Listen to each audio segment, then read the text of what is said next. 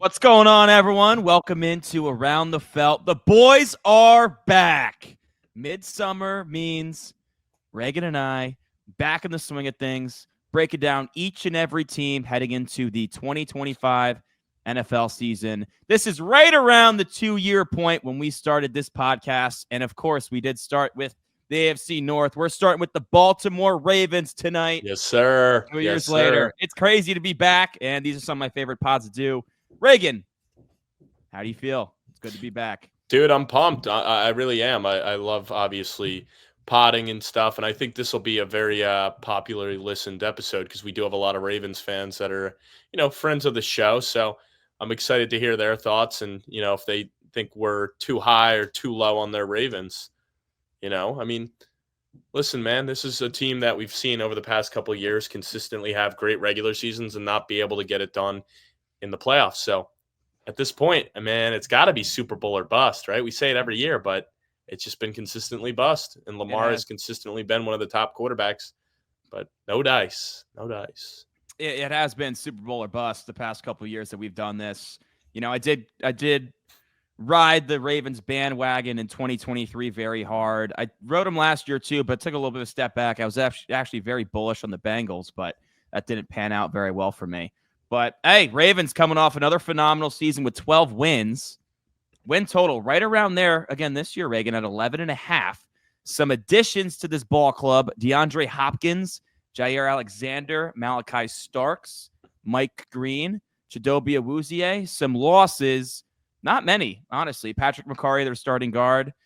Brandon Stevens at corner. And Tre'Davious White, who was, kind of washed up anyways, right? So this team's bringing back a ton of talent. I love what they did in the draft yet again, but with 11.5 win total. Reagan, where do you see the Baltimore Ravens heading in 2025? I definitely see them heading back to the playoffs, man. This team, obviously, at the end of the day, knows how to win in the regular season. They usually have a couple random fluke games where they lose to a bad team early, and then the division games are always tough. But I do have them going 12-5. I do have them winning the division again this year. I just think at the end of the day, they're a whole nother tier above, obviously, Cleveland. And I think there's a big gap still between them and Cincinnati and them in Pittsburgh. The Ravens are just a way more complete team. And, listen, that 1-2 punch with Lamar and Derrick Henry, very scary. And then you just add in the fact that, some of the weapons like Zay Flowers, Isaiah Likely, like they're just going to continue to develop more on the offensive side with Lamar. Yeah. Plus, offensive line is pretty solid. It seems like they rotate a lot of guys in year after year, but it always seems like as long as you have Lamar, like he's going to be able to hide the flaws in the line with his legs alone. And on the defensive side of things, I really like what they did in the secondary. They made a bunch of moves in free agency and the draft, and Brandon Stevens left, but I don't know if that's necessarily a huge loss. I'm hoping my Jets can kind of revive his career. And yeah, I got them going 12-5. I'll go a little more into it as we go, but I'm curious, where did you fall on them? So if you haven't listened to our most recent YouTube video with 15 NFL futures you have to take, you should listen. I am very bullish on the Ravens. One of my bets at plus 600 odds was the Ravens to lead the league in wins. I have them at 14-3 for 2025.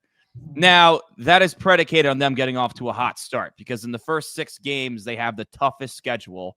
5 of those games, Bills, Chiefs, Lions, Rams, Texans. And then it really goes off a cliff, that schedule, and it gets very manageable for Baltimore. But hey, just like I do, Reagan, in the AFC North, anyone can beat anyone. This team lost to the Browns last year. The 3-win Browns, they lost to them, right? So in this division, anything can happen.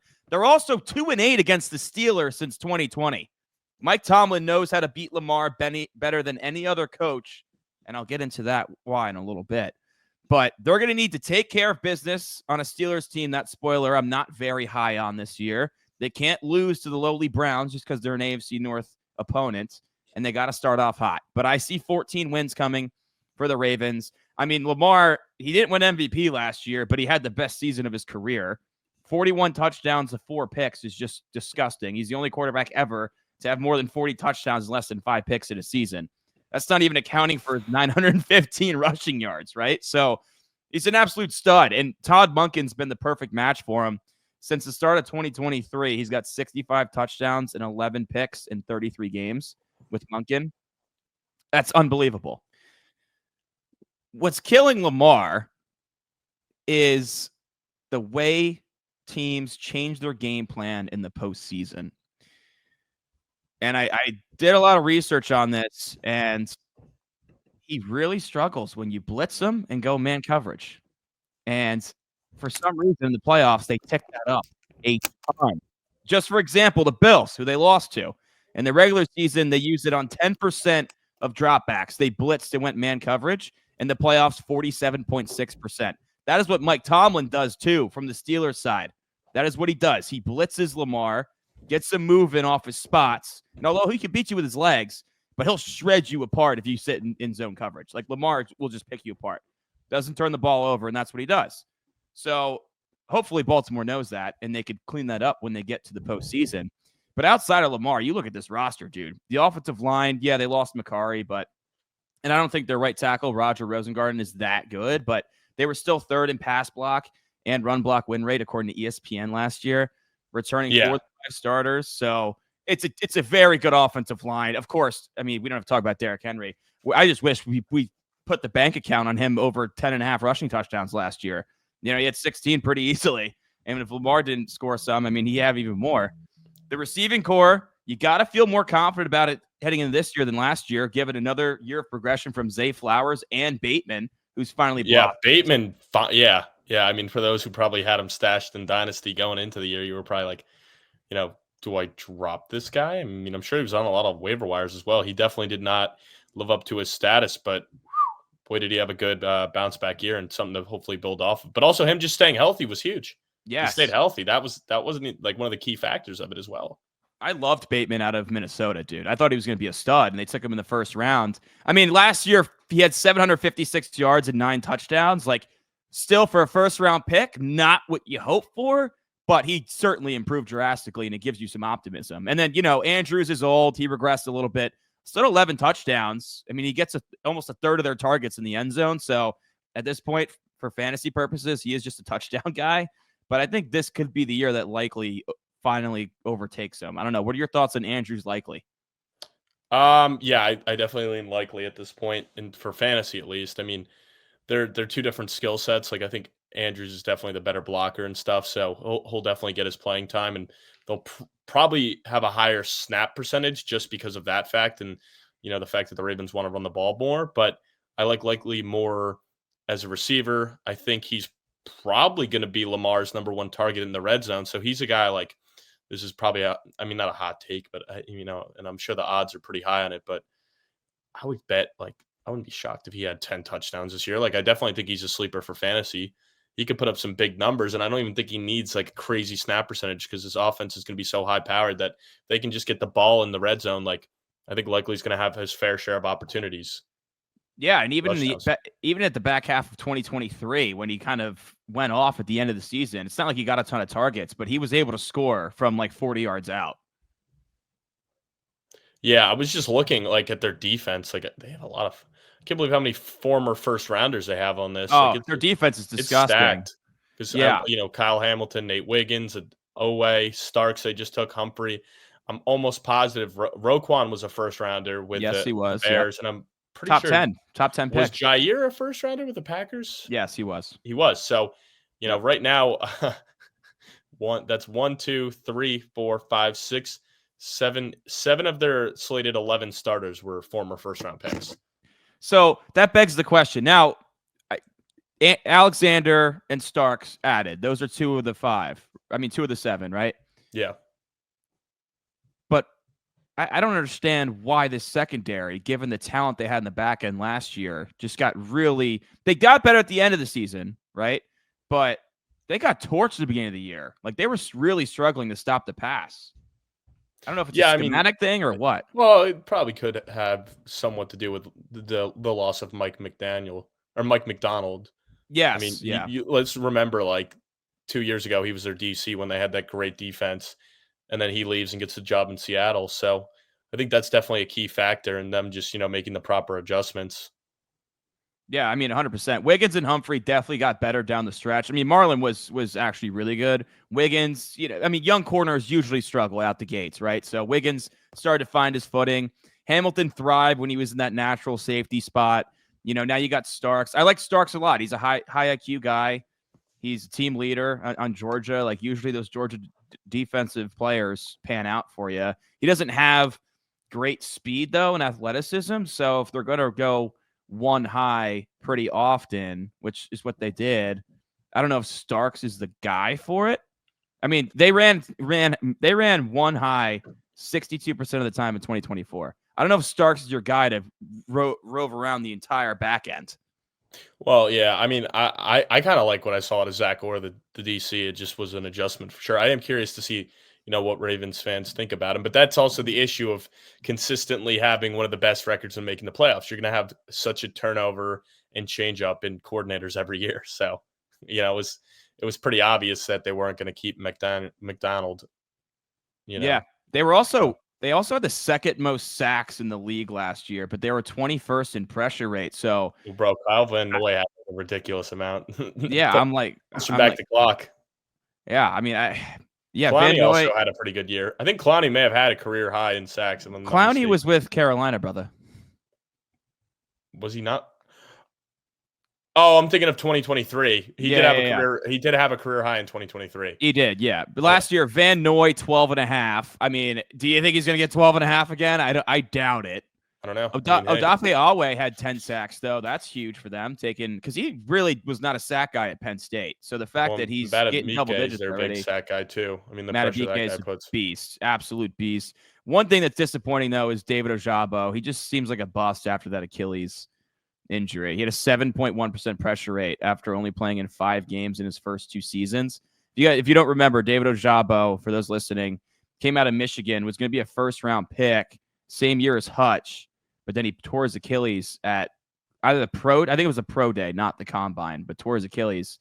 So Baltimore ended up taking the flyer in the second round, which seemed smart at the time, but who knows? Maybe another year of rest and recovery, he'll be a threat for them off the edge. But regardless, this defense is just star-studded. They're arguably the top run defense in football last year, led by Roquan Smith, of course.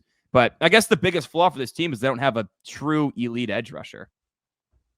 Yeah, I mean, yeah, definitely. That would be the biggest flaw. That and the fact that they haven't been able to stop Mahomes in the playoffs. Like, I guess so. I at this point, I don't know if the flaws are just not being able to get past the Chiefs, and finally get to the Super Bowl. Like, I don't know. This team's gonna win. Like, I would be so shocked if this team's not double-digit wins. Like, I guess that it's possible that the Bengals could have a better season and the Ravens get a wild card, but that's really the worst case scenario is they're a wild card team. Yeah, and that seems unlikely to me too when you look at Baltimore's defense compared to Cincinnati's defense, right? These are both 2 of the top offenses in football, but Baltimore's just so much better on that side of the ball. One thing that does worry me a little bit, they were the healthiest team in the league last year. Like, they really didn't lose any major pieces. That's something that sometimes you get lucky, sometimes you don't. That could be a problem for them. Before last year, they were known as like one of the most injured teams for multiple years. They were having a ton of injuries, so they were so due for a year to not have injuries. Dude, like last year, it kind of felt like their year, but I would still I'll be shocked. No, 2 years ago was. Yeah, 2 years ago, yeah. When they lost to KC in the AFC Championship game with that disgusting game plan that I'll never forget. But I don't know. I would be shocked if they don't have a Super Bowl by 2030. I don't know. Just with Lamar Jackson and this team, I think by 2030 they get one. 2025, I don't know. They're the leader in the clubhouse for me for my Super Bowl pick. But hey, we got a lot more research to do, a lot more teams to go through before I'm ready to anchor down on picking Baltimore.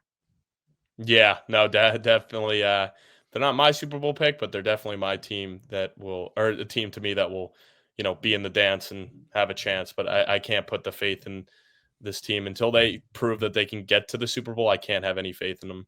Yeah. So just going over some rewards here, just before we finish up. I mean, MVP, of course, it's Lamar Jackson. Do you have a pick that's not Lamar Jackson that is going to be your MVP here?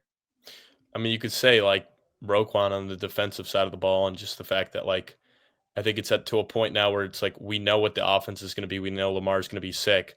Like it might just come down to that this defense is going to have to be the X factor and just shut down Mahomes or Allen or Burrow, whoever they run into in the playoffs. Like you might just need this defense to just ball out and make life hell. So I don't know. That would be my only other case because he's obviously like the leader of the defense. Yeah, I mean, Roquan's my DPOY here. I think it's pretty clear. Lamar's the MVP. I mean, well, you could say Kyle Hamilton too for DPOY because he obviously does a lot. You like can make the that's argument. a fair point. You can, you lose Lamar on offense, it's over. You lose one of them on defense, like you're still alive and well. But I guess it also comes back to that the offense will still be sick. Yeah. Who's your X factor? Yeah, I mean, my X factors, honestly, I'm gonna go with Isaiah Likely here, and it's just that I like it. continues to develop as one of the top tight ends. Really comes into his own. While I was saying earlier, like I don't know if we'll get the full workload yet because I think he still needs to develop more as a pass blocker. I think he's a very good receiver, and I think he could end up leading this team in targets and receptions and even receiving touchdowns. I'm expecting a big year. He's definitely a guy I'm targeting in fantasy. And if Andrews is to miss time, then he's like a potential number one fantasy tight end upside. Because just off of Lamar's history, Lamar loves his tight ends. Absolutely. And we've seen Likely in spot starts be very, very good. I wouldn't have a fantasy championship in 2023 if it wasn't for him. So I love that call out of you. I went a different route. I went the secondary as a unit because you look on paper and you're like, yeah, that's the best secondary in football. But they got to play like it. Games aren't won on paper, Reagan. They got to play like it. They got to act like it. And I think they will. I honestly think they will. But, if they're burnt toast like they were for the first half of last season, it could be a problem. Secondary, I also like Zay Flowers because if he could emerge into like a legitimate number one, like he's clearly the number one on this team right now. But 1,000-yard plus receiver, legitimate number one with Lamar and Derrick Henry in the backfield, it's just a very scary offense. To wrap us up here, Reagan, who is your pick for the Ravens Rookie of the Year? So I'm going, it's not necessarily my pick for the Rookie of the Year, but it's just like, it's kind of an X. Yes. It's kind of like an X factor / like biggest impact on their team. I'm excited to see what Tyler Loop, the kicker, can do because Justin Tucker had been such a weapon for this team outside of last year where it was such an X factor. And, he came in for a 50-plus yarder, like, it was going in, and he just had games where he's making 5-6 field goals. And it's like, wow, that was the difference in this Ravens win was just how consistent he was and how many points he could put up. So I think he could be a huge impact, and they must love this kid if they were willing to let Tucker go, a guy that was so consistent for their franchise. And obviously major step back and doesn't help with all the, allegations and all that stuff coming out. But I just think he's going to have big shoes to fill to unlock this third element of this team, because let's not forget Harbaugh is a former special teams coordinator. So that's like a huge element for these Ravens teams is their special teams unit. That's a good point. Was that pun intended or no pun intended with big shoes to fill? Pun intended. I went with Mike Green, actually, the edge rusher they took out of Marshall in the second round, who would not have been there if it weren't for his own off the field accusations, which makes it an interesting pick by the Ravens when you consider the whole Justin Tucker fiasco. But Green had 17 sacks at Marshall. He's got a motor. He's a big dude. I get the competition wasn't there, but when he did play against Power 5 opponents, the production was also still there. And we just talked about what this team's biggest hole is. They don't have a dominant edge rusher. What could take this team over the top is Mike Green becoming that. Might be a little early, going from Marshall in your rookie year to make that type of impact. But for me, if he can have 8 to 10 sacks as a rookie, it could elevate this unit even further. Yeah. No, that's a good pick as well. I mean, he really obviously, the off the field stuff fell to them, but he's definitely an interesting prospect. And it does seem like they're one of those teams that typically gets these guys late, and it's just like, damn, you let the Ravens get another guy. And I know his issues were different, but I mean, you look at, just Kyle Hamilton, for example. And I mean, even, why am I blanking? Tyler Linderbaum, like the past couple drafts, they get a guy where it's like, this is an insane value for where you're getting him, and they just have a huge impact. Always happens with the Baltimore Ravens. But hey, that wraps up our Baltimore Ravens episode. We appreciate you guys tuning in. Make sure you stick around with Around the Felt Sports on YouTube and check out the entire series. We're excited to give it to you.